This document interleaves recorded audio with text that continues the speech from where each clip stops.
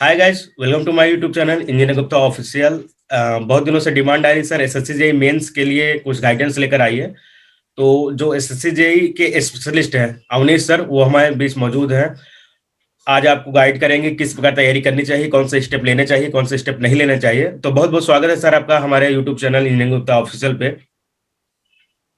धन्यवाद गुप्ता जी। आपका भी बहुत बहुत स्वागत है। हम तो पूरी लिस्ट बनाकर रखे हैं सर आपसे क्वेश्चन कुछ पूछने के लिए, और पूरा क्वेश्चन हम आपसे पूछेंगे। तो जो भी स्टूडेंट ये वीडियो देख रहे हैं लास्ट तक देखिएगा। 10 से 12 क्वेश्चन हो सकता है, कोई भी क्वेश्चन आपको एकदम करेक्ट गाइड हो जाए आपके लिए, और आप एसएससी जेईई मेंस निकाल लें। और जो भी स्टूडेंट कंफ्यूज है 2019 और 2020 को लेकर, प्री की करें या मेंस की, उनके लिए भी वीडियो बहुत ही इंपॉर्टेंट है। तो कोई भी स्टेप आपको वीडियो स्किप नहीं करनी है, पूरा लास्ट तक देखना है। तो सर पहले शुरुआत करेंगे sir, SSC JEE staff selection commission में 3 डिपार्टमेंट ऐसे बताइए जो सिविल के लिए सबसे अच्छे होते हैं। ओके, जैसे कि आपका स्टाफ सिलेक्शन कमीशन आपका जेई को बनाते हैं, हर साल आपकी वैकेंसीज निकलती हैं। तो इसमें जो रैंक बनती है वो आपका बनते हैं मार्क्स के हिसाब से। जैसे प्री हो जाता है, फिर आपका मेंस होता है। प्री आपका 200 का होता है, मेंस आपके 300 मार्क्स का होता है। तो प्री में ज्यादा जो मैं बोलूंगा डिफरेंस रहेगा, ज्यादा जो टॉपर्स रहते हैं उनमें डिफरेंस नहीं होता है। मेंस जो होता है वही आपका सबसे बड़ा डिफरेंस करता है, कि जो टॉपर होगा और आप में सबसे बड़ा डिफरेंस वही करेगा। बात करूंगा कि सबसे अच्छा जो डिपार्टमेंट मानते हैं सभी, वो सीपीडब्ल्यूडी होता है। सीपीडब्ल्यूडी के अंदर ही सबसे ज्यादा वैकेंसीज भी निकलती है, और जो बीआरओ ना निकले तो, क्योंकि बीआरओ क्या होता है कि बीआरओ का जो जॉब लोकेशन है वो काफी टफ होता है, इसलिए उसमें जो वैकेंसीज होती है वो ज्यादा होती है। यदि वो नहीं निकलेगा तो फिर आपका सीपीडब्ल्यूडी में ज्यादा वैकेंसीज निकल जाती है। दूसरा, फिर उसके बाद होता है सेंट्रल वाटर कमीशन, जो उसके नंबर 2 पे आता है। उसके बाद होता है एमईएस, जो मिलिट्री इंजीनियरिंग सर्विस होता है। और उसके लास्ट में जो हम करते हैं वो आपका एनटीआर का जो निकलती है वो होती है, और दूसरा बीआरओ की जो वैकेंसीज होती है वो होती है। तो ये आपका पूरा पूरा सिनेरियो होता है कि कैसे कैसे हम जो डिपार्टमेंट है उनको देख सकते हैं। तो एसएससी जेईई मेंस के लिए किस सब्जेक्ट से हमें स्टार्ट करना चाहिए तैयारी? देखो, एसएससी जेईई मेंस की मैं आपको सभी को बोलूंगा कि एसएससी जेईई मेंस का जो पेपर होता है ना, उसमें सब बच्चे सोचते हैं कि पहले ना प्री निकाल लेते हैं, फिर जो 2-3 महीने बचेगा उसमें मेंस निकल जाएगा। तो ये सबसे बड़ी मिथ होती है। आप ये बताओ कि जब आप पूरे साल में आप 12 महीने में से 6 महीने, 7 महीने, 8 महीने प्री के लिए दे रहे हो, और मेंस के लिए आप सोच रहे हो कि मैं 2 महीने पढ़ के मैं मेंस अच्छा कर जाऊंगा, जबकि मेंस का सबसे बड़ा वेटेज होता है, और उसमें बिना कॉन्सेप्ट के आप क्वेश्चन को हिला नहीं सकते। ये चीजें होती है। तो यदि आप अभी प्रिपरेशन कर रहे हैं, देखो क्या होता है, जब आप प्री निकाल होते हैं तो प्री में आपके पास एक बेस क्लियर हो जाता है कि हाँ चीजें पता है, ये होता है, ये नहीं होता। ठीक है। तो मेंस के लिए जब आप प्रिपरेशन स्टार्ट करना चाहते हैं तो उसमें 2 केस हैं, या तो आप कोचिंग वाले हो, या दूसरे आप अपने आप सेल्फ स्टडी कर रहे हो। यदि आप सेल्फ स्टडी कर रहे हैं तो आपको सबसे ज्यादा जो आपको पता होगा कि कौन से सब्जेक्ट आते हैं, यदि आपने दिया है पहले या नहीं दिया है, तो सबसे ज्यादा सब्जेक्ट आता है वो सोइल मैकेनिक्स होता है। सोइल मैकेनिक्स का वेटेज सबसे ज्यादा होता है एग्जाम में, और उसमें जो क्वेश्चन होते हैं वो काफी फिक्स होते हैं कि भाई अर्थ प्रेशर थ्योरी से क्वेश्चन आना है तो आना ही है। तो ये क्वेश्चन आपके फिक्स होते हैं। तो सबसे पहला सब्जेक्ट आपके लिए हो सकता है सोइल मैकेनिक्स, दूसरा आपके लिए हो सकता है आरसीसी, क्योंकि ये 2 सब्जेक्ट ही बहुत बड़ा वेटेज होता है इनका। इनको करने के बाद आप सर्वे कर सकते हैं और आप स्टिल कर सकते हैं। ठीक है। तो ये सब्जेक्ट जो है ये आपके मेन 4 सब्जेक्ट है जिनको आपको लेके चलना है स्टार्टिंग में। यदि आपने ये सब्जेक्ट करे तो इनके क्वेश्चन फिक्स होते हैं, और हर साल एग्जाम में क्वेश्चन आए हैं इनके, तो इन पे आप सबसे ज्यादा रिलाई कर सकते हैं कि आने वाले जो एग्जाम होंगे उनमें आप इनसे क्वेश्चन करके आ सकते हैं। जो करना तो आपको सब पड़ेगा, जितने आपके सब्जेक्ट हैं उनको आपको करना पड़ेगा। लेकिन यदि आप प्रायोरिटी की बात पूछेंगे तो ये 4 सब्जेक्ट सबसे ज्यादा प्रायोरिटी में आते हैं, कि और ये सबसे बड़े भी हैं, इनको आपको अच्छे से करना पड़ेगा, और एग्जाम में क्वेश्चन फंस जाते हैं इनके। एक साथ कितने सब्जेक्ट लेकर चला जाए सर? एक दिन में हम कितने सब्जेक्ट पढ़े मिनिमम? देखो, मेरा ये मानना है कि आपको स्टार्टिंग में सब्जेक्ट वाइज सब्जेक्ट काम करना चाहिए, क्योंकि ये प्रीलिम्स नहीं है कि आप 1 घंटा पढ़े, 2 घंटे वो करे। आप पहले सब्जेक्ट को पूरा करिए। जैसे सोइल को आप पूरा करिए पहले। जैसे हम जब पढ़ाते हैं तो हम एक साथ 2 सब्जेक्ट पढ़ाते हैं, आरसीसी पढ़ाते हैं और सोइल पढ़ाते हैं। फिर क्या होता है कि यदि आपको अपनी प्रैक्टिस करनी है तो टेस्ट सबसे बड़ा रोल प्ले करता है, कि जो आपने पढ़ा है उसको आप टेस्ट में देखिए कि जो हम क्वेश्चंस हमने क्लास में करे हैं क्या हम कर पा रहे नहीं कर पा रहे। तो जैसे जो बच्चे आप सेल्फ स्टडी करते हैं तो पहले आप सोल के क्वेश्चन लगाएंगे। कहां से लगाएंगे क्वेश्चंस ये भी हम बात करेंगे आगे, बट पहले क्या है कि आप सारे क्वेश्चंस को देख लीजिए कि सिलेबस में क्या क्या टॉपिक्स हैं और मैं इनके क्वेश्चंस क्या क्या बन रहे हैं। उसके बाद आप टेस्ट को लगाइए। टेस्ट से आपका जो मेन चीज होती है वो मेन चीज यही होती है कि जो फील आपको एग्जाम में आएगी ना वो फील आप पहले ले लो, घर में बैठ के ले लो, या फिर कहीं भी आप कोचिंग में टेस्ट ले लो, वहां से ले लो। क्योंकि एग्जाम में क्या होता है 2 घंटा एग्जाम होता है, 2 घंटा पेपर होगा, और यदि आपने फर्स्ट क्वेश्चन में ही आधा पौना घंटा खा गए आप, तो मतलब फिर आपकी बैंड बजनी है फिर आपके ना तो पेपर पूरा हो पाएगा, और फिर ये लगेगा कि मेरे से अटेम्प्ट ही नहीं हो पाया। फिर आप क्या करते हैं, फिर गलतियां हो जाती हैं, और गलतियां होती है फिर मार्क्स नहीं आते, ये चीजें होती है। तो टेस्ट तो सीरीज आपको क्या करना है, ऑनलाइन, क्या सर? टेस्ट सीरीज कहाँ से लें, ऑनलाइन टेस्ट सीरीज कहाँ मिलेगी हमें? टेस्ट सीरीज क्या है कि टेस्ट सीरीज हमने भी अपना बनाया हुआ है, जिसमें हमारे जो सारे क्वेश्चन होते हैं वो न्यू होते हैं, जो हम क्लास में पढ़ाते हैं उनमें से कोई क्वेश्चन हम आपके टेस्ट में नहीं रखते, जिससे क्या हो कि बच्चे का अपना माइंड लगे, कि ऐसा ना हो कि जो क्वेश्चन उसने क्लास में करे उसने वो रट लिए और ऐसे कैसे उसने वहां पे ऐसे छाप दिए, तो उससे कोई फायदा नहीं होने वाला। तो हम क्या करते हैं, हमारा पोर्टल है aerexam.org, हमारी वेबसाइट है, वहां से हमने पोर्टल बनाया हुआ है। उस पोर्टल में क्या होता है कि जैसे हमारा संडे एग्जाम टेस्ट होता है, तो टेस्ट पे से आप क्लिक करोगे तो 6 आवर्स के अंदर आपको अपनी कॉपी को अपलोड करना पड़ेगा। उसमें यदि आप क्लिक करोगे तो उसमें क्वेश्चन पेपर खुलेगा और जो कॉपी होगी वो भी खुलेगी। आप चाहो तो A4 साइज की सीट पे भी अपना पेपर दे सकते हैं, और जो कॉपी हम आपको प्रोवाइड करेंगे वो भी आपकी हो सकती है, ठीक है। तो आप 6 आवर्स के अंदर यदि आपने उसके अंदर नहीं फिल किया उसको, तो आपका जो सेशन है वो एक्सपायर हो जाता है और आप फिर कॉपी को अपलोड नहीं कर पाओगे। उसके टाइम का जो कंस्ट्रेंट है उसने लगाया है, क्योंकि बच्चा ऐसा ना हो कि कॉपी लेके बैठा है 24 घंटे में पूरा कर रहा है, तो पेपर 2 घंटे का होना है, इसलिए। तो ये aerexam.org वेबसाइट है, वहां से हमने टेस्ट ही बनाया हुआ है। कितने टेस्ट होंगे सर आपकी वेबसाइट पे? हमारे जो टेस्ट हैं अभी वो हमने 8 टेस्ट बनाए हुए हैं, जिसमें आपके जो 3 है वो फुल लेंथ टेस्ट हैं और जो 5 है वो सब्जेक्ट वाइज टेस्ट हैं। इतना टेस्ट तो काफी होता है कॉन्फिडेंस डेवलप करने के लिए। हाँ नहीं, देखो ये भी बच्चों के बीच में मिथ है कि सर टेस्ट सीरीज 1 दें, 2 दें, 3 दें, 4 दें। मेरा ये मानना है कि आप है ना एक अच्छा टेस्ट सीरीज दो। यदि आपको एक अच्छा टेस्ट सीरीज नहीं मिलता तो आप 2 टेस्ट सीरीज ले सकते हैं, लेकिन उसको अच्छे से करो। हम क्या करते हैं, हम टेस्ट देने जाते हैं, हमारी जो मिस्टेक्स होती है हमको नहीं देखते, बस मार्क्स देखते हैं कि अच्छे आ रहे हैं खराब आ रहे हैं। जो मान लो कि आपके 150 मार्क्स हैं तो 150 तो बच गए ना, जो बच गए उन पे आप काम करिए ना, तो हम उनको छोड़ देते हैं। तो एक टेस्ट करिए पर उसको बिल्कुल अच्छे से तन मन धन से करिए। इंजीनियरिंग सर्विसेज एग्जाम्स के प्रीवियस ईयर जो होते हैं मेंस लगाने से, उसका क्या बेनिफिट होता है और क्या रोल रहता है उसका एसएससी जेईई मेंस में? देखो एसएससी जेईई है ना, मिनी ईएससी हो गया है, ये तो आपको मानना पड़ेगा। ये तो चाहे वो प्री हो चाहे वो आपका मेंस हो। आपने देखा होगा कि 30 का सेकंड शिफ्ट में बच्चों की बैंड बजी है, इसलिए क्योंकि ईएससी के क्वेश्चन उन्होंने उठा के ऐसे कैसे यहाँ पे पेल दिए हैं। बट ये है कि आप यदि मेंस निकालना चाहते हैं तो आपको ईएससी के क्वेश्चंस को बिल्कुल भी ऐसे नहीं सोचना है कि इनको ना लगाएं, इनको लगाना ही है। एग्जाम में क्वेश्चन इनमें से मिलेंगे, तो सबसे बड़ा रोल प्ले करता है कि ईएससी के जो प्रीवियस क्वेश्चंस हैं वो आपको लगाने होंगे, क्योंकि एग्जाम में क्वेश्चंस उसी पैटर्न के आने लगे हैं। और क्या होता है कि जैसे कि 3 आपको क्वेश्चन दिए हुए हैं, तो 2 क्वेश्चन पे न्यूमेरिकल रहेंगे और एक थ्योरी रहेगा। तो थ्योरी का रोल उतना ही अच्छा हो जाता है जितना आपका न्यूमेरिकल का हो जाता है, कि आप फंस जाओगे। आप क्वेश्चंस को अटेम्प्ट तभी कर पाओगे जब आपको तीनों आते हो।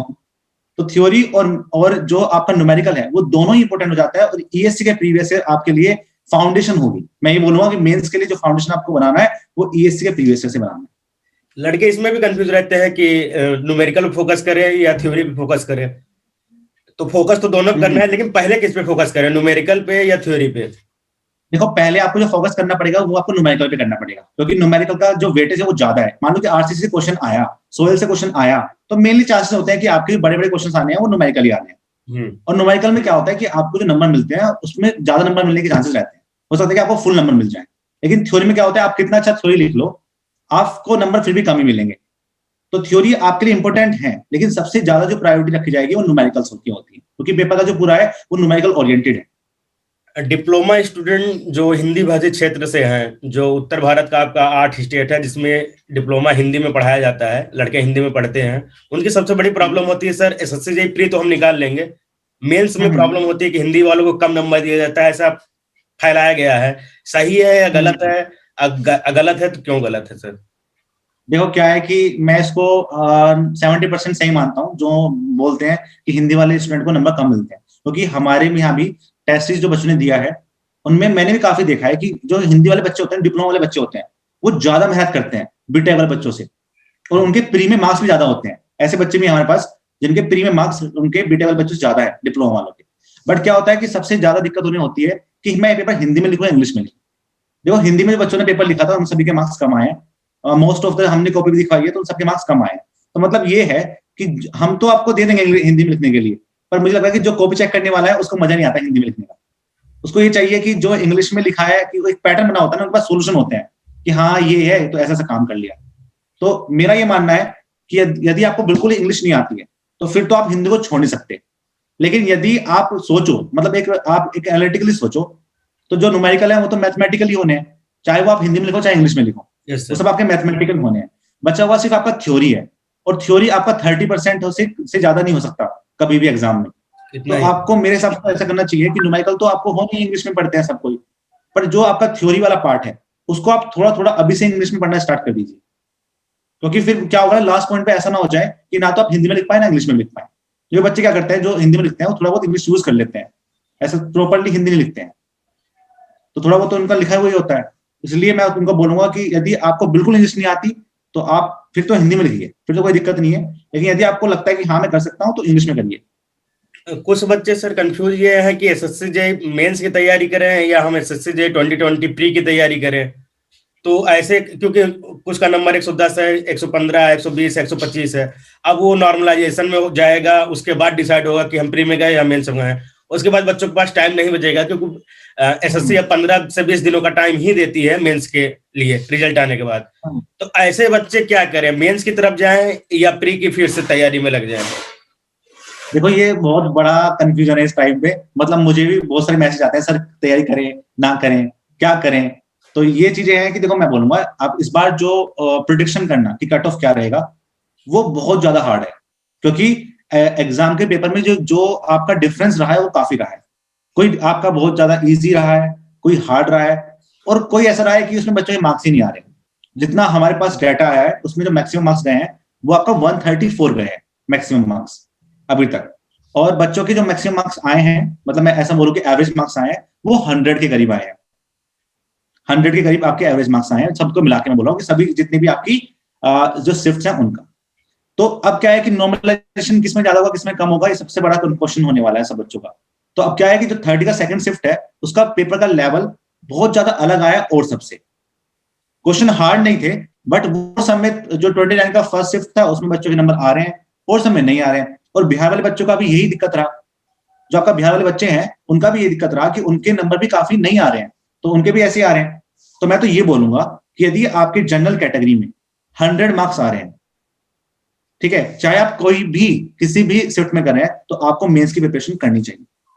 ओके, और यदि आप 30 का शिफ्ट में 30 का सेकंड शिफ्ट में भी आ रहे हैं, 90 से अबव आ रहे हैं, तो तब भी आपको करना चाहिए, क्योंकि ऐसा ना हो कि लास्ट मोमेंट पे ना फैब में आपको पता चलेगा आपका सिलेक्शन हो गया और फिर आपको 1 मंथ बचा हुआ है और फिर आप उसमें कुछ नहीं कर पाओगे, फिर आपको सिर्फ फ्रस्ट्रेशन होगा कि यार ये करूं या वो करूं, यही करूं वो करूं, ऐसा हो जाएगा। तो ये चीजें हैं। जो बच्चे एकदम फ्रेश हैं, अभी फ्रेशर हैं, 2020 के लिए प्री की तैयारी कर रहे हैं, उनके लिए क्या स्टेप होने चाहिए सर मेंस के लिए? देखो अब जो बच्चे अब नए आए हैं उनसे मैं ये बोलना चाहूंगा कि आपको ना पहले अपना मेंस अच्छा करना चाहिए। यदि आपको एसएससी जे करना है ना, तो आपको पहले मेंस अच्छा करना चाहिए अपना, और फिर आपका जो 1 महीना बचा होता है उसमें आप अपना प्री को अच्छा करिए। स्टैंडर्ड बुक कौन से क्योंकि फॉलो देखो करनी चाहिए सर? स्टैंडर्ड बुक देखो अलग अलग है, काफी सर सब्जेक्ट के अलग बुक्स हैं उनको, जैसे कुछ बच्चे अपने कॉलेज में पढ़ते हैं, सोम की पढ़ते हैं और अपना एनवायरमेंट की पढ़ते हैं, बहुत सारे बुक्स पढ़ते हैं। लेकिन मेरा ये मानना है कि देखो यदि आप किसी कोचिंग का मटेरियल पढ़ रहे हैं तो उस पर आप रिलाई करिए, बस उस पर ना 100% उस पर यदि आप मानोगे कि हाँ वही क्वेश्चन जो क्लास में पढ़ाए जा रहे हैं वही आ जाएंगे, ये कभी नहीं होता। चाहे कितना अच्छा मास्टर पढ़ा रहा हो वो कभी नहीं होता। वो तब होता है कि आपको ना हमेशा अपडेट रहना पड़ेगा। इसमें क्या है, इसमें इसमें ना इसमें जो कवरेज है वो बहुत ज्यादा है कि वो कहीं से कुछ भी पूछ लेता है। तो ऐसा तो है नहीं कि आपके 100 से 100 मार्क्स आ जाएंगे, लेकिन यदि आप अपने कॉन्सेप्ट क्लियर करेंगे, यदि आप अपने सिलेबस के हिसाब से चलेंगे, चाहे बुक कोई सी पढ़ रहे हो, चाहे आप कहीं से पढ़ रहे हो, यूट्यूब से पढ़ रहे हो या फिर आप किसी का आपने परचेस कर रखा हो कोर्स उससे भी, लेकिन आपको ना हमेशा अटेंटिव रहना पड़ेगा कि भाई मैं किस टॉपिक से क्या क्या चीज में ला सकता हूँ और मैं क्या क्वेश्चन बन सकते हैं। तो ये चीजें हैं। तो जो फ्रेशर स्टूडेंट है उनको मैं ये बोलूंगा, पहले ना आप मेंस करिए। मेंस कैसे करेंगे, जैसे आपने कोई टॉपिक पढ़ा सोयल का, तो आप ना उनके कन्वेंशनल क्वेश्चन लगाइए, उससे आपके बहुत ही अच्छे अच्छे जो कॉन्सेप्ट है वो क्लियर हो जाते हैं। फिर उसमें से छोटे छोटे जो क्वेश्चन होते हैं वो बन जाते हैं आपके प्री में, क्योंकि आपने देखा होगा अभी एग्जाम जो टीचर का जो पैटर्न चल रहा है वो ऐसा नहीं है कि आपने किसी बुक से क्वेश्चन उठाए वो ऐसे ऐसे डाल देते हैं। वो क्या करते हैं, वो जो थ्योरी के जो न्यूमेरिकल्स वाले पार्ट होते हैं, जो बड़े बड़े न्यूमेरिकल होते हैं, उनमें जो छोटे छोटे जो चीजें पूछ लेते हैं, मान लो प्री कंसल्टेशन स्टेज पूछ लिया निकालना, वो आपका यहाँ आ जाता है। तो यदि आपने मेंस अच्छे से करा होगा तो आप फिर प्री अच्छे से कर पाएंगे। ये चीजें हैं। तो क्या आपके पास टाइम भी है अभी फ्रेशर वालों के पास? और नॉन टेक्निकल जो बच्चे, जैसे 50 नंबर का जो जीएस आता है, रीजनिंग तो मान लीजिए ठीक ठाक डिप्लोमा या बीटेक स्टूडेंट वो आसानी से 45 प्लस कर सकता है अगर थोड़ी सी मेहनत करेगा। जीएस में बहुत ब्रॉड सिलेबस होता है, तो उसके लिए कोई नहीं, देखो क्या है कि इस बार क्या हुआ है कि सबने रीजनिंग में सोचा कि हम 40 से 45 से अबव लेके आएंगे और सबने उसको फॉर ग्रांटेड ले दिया, और इस बार जो रीजनिंग आई है वो काफी टफ आई है, तो बच्चों के 35 से अबव मार्क्स नहीं आ रहे हैं। तो ये है कि आपको जो भाई जो टेक्निकल है और जो नॉन टेक है उन दोनों के नंबर बराबर ही है, पर आप सब क्या कहते हो, टेक्निकल पे ज्यादा ध्यान देते हैं, नो टेक पे ध्यान नहीं देते। तो देखो आपको क्या करना है, आपको सिर्फ बेसिक, बहुत सारे चैनल्स हैं, स्टडी IQ चैनल है या और भी चैनल है, तो उन चैनल्स पे आप जाके पढ़ सकते हैं और अपना जो करंट अफेयर्स है उसको अच्छे से काम कर सकते हैं। जो जीएस वाला पार्ट है, जैसे कि मैं क्या करता था जब मैंने अपना दिया था ये वाला SSC वाला, तो मैंने क्या किया कि मैंने सबसे पहले कुछ सिलेक्टिव पॉइंट्स लिए। जैसे मुझे पता है कि पॉलिटिक्स से क्वेश्चन आते हैं 3-4, तो मैंने पॉलिटिक्स को पहले अच्छे से किया। फिर मैंने देखा कि भाई जीएस में से करंट अफेयर्स से 3-4 क्वेश्चन आते हैं, तो मैंने वो अच्छे से किया। फिर मैंने देखा कि जो हिस्ट्री वाला पार्ट है, मॉडर्न हिस्ट्री है या फिर आपका एनिशिएंट हिस्ट्री है, उस पर काम करना पड़ेगा। तो आपको सिलेक्टिव पढ़ाई करनी पड़ेगी, क्योंकि बहुत बड़ा सिलेबस है। यदि आप सोचोगे कि मैं पूरा का पूरा जीएस कवर कर सकता हूं, तो ये तो एक मिथ ही है। फिर तो आपको आईएएस करना चाहिए, फिर एसएससी करने की जरूरत नहीं है, क्योंकि सिलेबस इतना बड़ा ही है। भाई कहां तक चीजों को पढ़ोगे? बस ये कि आपको क्या करना है कि भाई पॉलिटिक्स से क्वेश्चन आ सकता है तो उसको अच्छे से करो।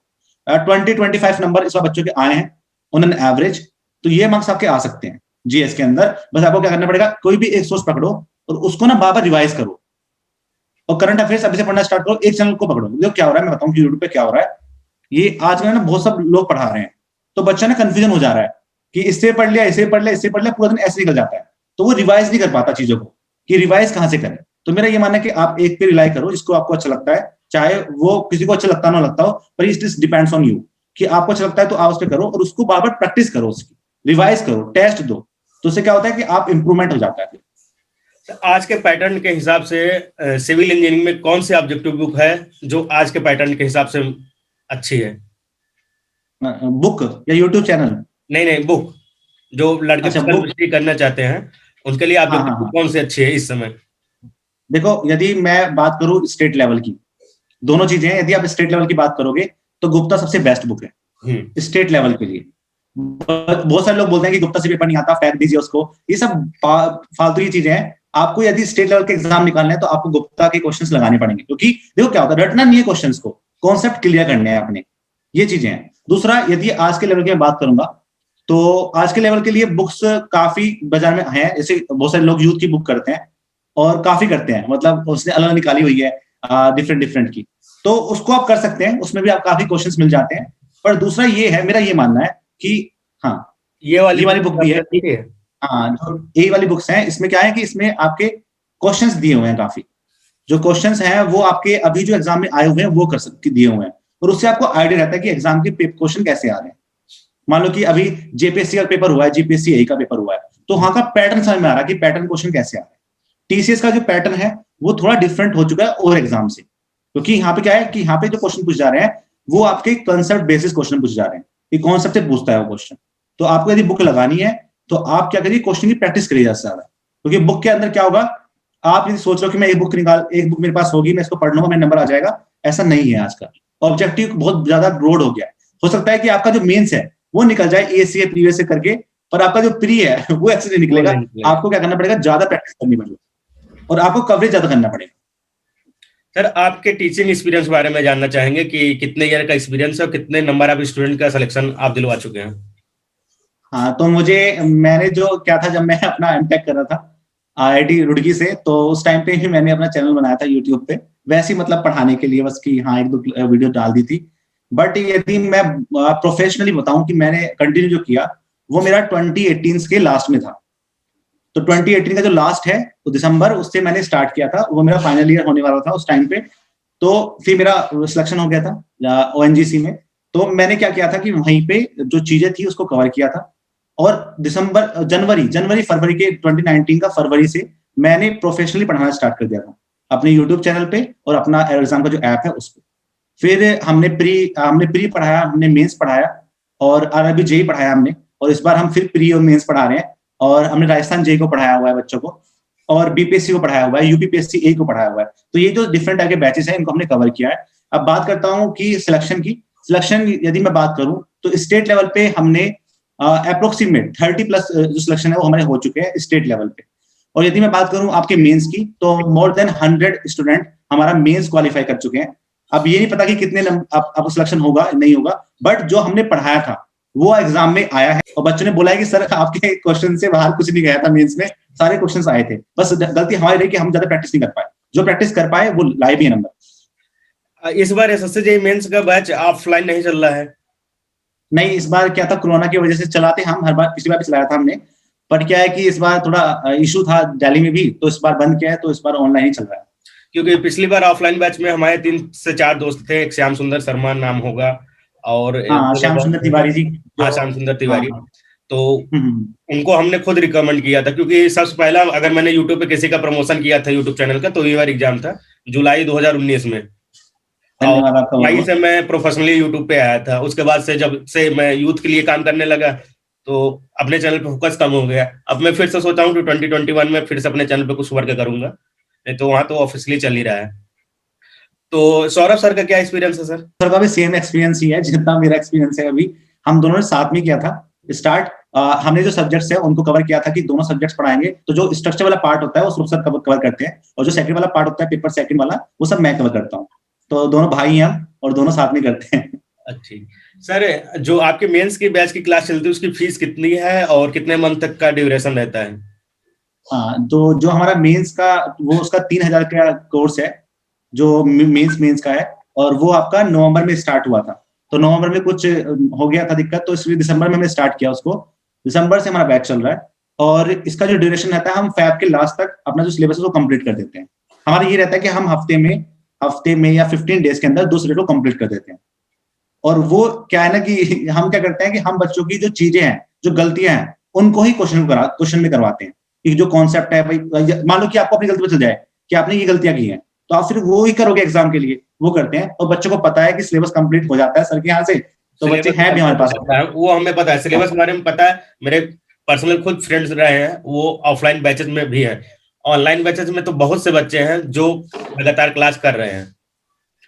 तो अभी अगर कोई स्टूडेंट आपका पैकेज लेना चाहे, तो उसके लिए कुछ स्पेशल डिस्काउंट्स वगैरह सर? शायद 31st को ऑफर आया था। नहीं, वो हम हर बार आते थे कि जब आपका 1 जनवरी को हम 499 का हमारा ऑफर था, वो प्री के लिए है। मेंस के लिए अभी कोई ऑफर नहीं है। मेंस का जो फीस है वो 3,000 के करीब है, और वो उतना ही है अभी, क्योंकि उस पर कोई अभी डिस्काउंट नहीं है। वो 3,000 का है अभी, और उसमें मोर देन 200 स्टूडेंट अभी एनरोल है, जो अभी मेंस दे रहे हैं, साथ में मेंस की प्रिपरेशन कर रहे हैं और साथ में पढ़ रहे हैं हमारे यहाँ। तो यही है कि बच्चे काफी सही है। मतलब मैं बात करूंगा लेवल की, तो मेंस में जो बच्चा आता है वो अल्टीमेट आता है। और क्योंकि क्या है कि उसके पास टाइम नहीं है, वो अपना जो पैसा खर्च करेगा और अपना टाइम इन्वेस्ट करेगा, वो ऐसी कोचिंग में करेगा जिसको पता है कि मेरा सिलेबस टाइम से पूरा हो जाएगा, क्योंकि उसके पास टाइम नहीं है इधर उधर पढ़ने का, उसे सिर्फ अपने मेन पे फोकस करना है। तो काफी अच्छे बच्चे हैं, और मतलब मैं भी जब क्वेश्चन कराता हूँ तो मुझे लगता है कि हाँ, बच्चे काफी अच्छे हैं, काफी मतलब क्वेश्चंस पूछते हैं, डरते नहीं है। मैं तो मतलब हमारा थोड़ा फ्रेंडली रहता है रिलेशन क्लास में भी, कि बच्चों को थोड़ा डिमोटिवेशन नहीं होना चाहिए। मैं तो पूछता रहता हूँ कि आपको कोई डाउट नहीं आ रहा, क्या हो रहा है। इस पे भी सर डिप्लोमा वाले बच्चे पूछेंगे कि हिंदी में पढ़ा रहे हैं या इंग्लिश में? नहीं, मेंस जो चल रहा है बेसिकली वो इंग्लिश में चल रहा है। देखो, हम जो पढ़े हुए हैं वो इंग्लिश से पढ़े हुए हैं, तो वो मतलब मुझे लगता है कि एक जस्टिस नहीं हो पाएगा हिंदी वाले बच्चों के साथ में, कि हम उनको टोटली हिंदी में पढ़ाएं। बट मैं उनको बोल देता हूँ कि यदि आपको कोई डाउट है क्लास में, तो आप बोल देना है मुझे कि सर वो थोड़ा हिंदी में बता दीजिए ये चीज। ऐसे तो मैं स्टूडेंट बता तो देता हूँ। 200 में तो 220 स्टूडेंट तो ऐसे होंगे जो हिंदी में पढ़ना चाह रहे होंगे। हाँ, नहीं, हिंदी वाले स्टूडेंट मैं बोल तो रहा हूँ, उनकी डिप्लोमा वाले स्टूडेंट ज्यादा एडवांस हो चुके हैं इस टाइम पे। वो भी पढ़ रहे हैं, उनके साथ ही वो हिंदी में पढ़े हुए हैं, और वो भी पढ़ रहे हैं साथ में, और काफी अच्छा करने वाले हैं। तो जो इस समय बच्चे अभी डिप्लोमा कर रहे हैं, first year, second year, third year में, हमारे पास कम से कम 500 से 600 बच्चे ऐसे हैं हमारे व्हाट्सएप पे जो अभी थर्ड ईयर या सेकंड ईयर में हैं। तो वो एसएससी जेईई देना चाहते हैं, तो उनके लिए कुछ स्पेशल चीजें जो वो ना करें और जो वो करें, 2 चीजें सर। हाँ, मैं आपको एक बात बताता हूँ कि जो अभी चल रहे हैं, मतलब अभी कॉलेज में पढ़ रहे हैं, तो चाहे वो सेकंड ईयर हो, थर्ड ईयर हो, किसी में पढ़ रहे हैं, तो उनको मैं ये बोलूंगा कि अभी ना आप ज्यादा ना टेंशन मत लीजिए। बच्चे क्या होता है, अभी से टेंशन लेने लगते हैं। जी हम काफी मेहनत करते हैं, और मैंने उनकी वीडियोस देखी है, पर्सनली भी देखी है काफी। तो एक ऐसा स्टूडेंट वो स्टार्ट हुए थे कि चलो कुछ करते हैं साथ में, तो काफी बच्चों का जुड़ाव है उनके साथ। और देखो, सबसे बड़ी चीज होती है कि एक जो बड़ा भाई होता है ना, वो आपको बता पाता है कि भाई ये चीज गलत है, ये चीज सही है। कि जिस चीज में मेरा टाइम गया है, जिस चीज में मैं फंस गया था और मैं आगे नहीं बढ़ पाया था, या मैं बढ़ भी पाया तो मुझे टाइम लगा, तो वो चीजें आपके साथ ना हो। तो गुप्ता जी उसके लिए काम करते हैं कि चलो ये बुक अच्छा है, रिव्यू भी करते हैं बुक्स का भी, कोचिंग का भी रिव्यू करते हैं कि भाई ये अच्छा है, यहाँ से पढ़ लीजिए।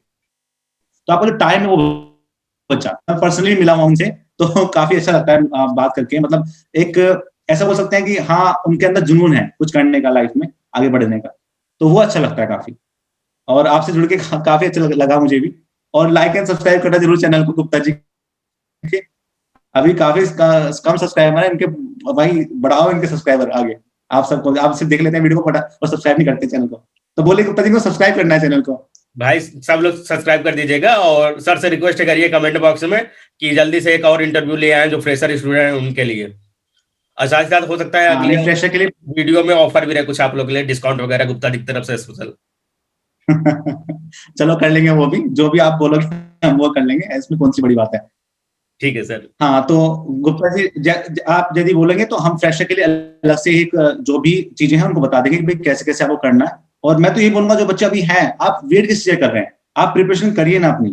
देखो चीजें है ना, यदि आप इंजीनियरिंग की बात कर रहे हो, जितना आप जो सीखोगे उतना आप अच्छा बन पाओगे। चाहे आप अभी पढ़ाई कर रहे हो, चाहे जब आप जॉब में जाओगे, यदि आपको चीजें नहीं आती हैं तो आप वहां पे भी धक्के खाने हैं आपको फिर। तो वही चीजें है कि चीजों को छोड़ना नहीं है। अभी आपका टाइम खराब जा रहा है इस चीज में कि कट ऑफ क्या जाएगी, और ऐसे ही आपका जन्म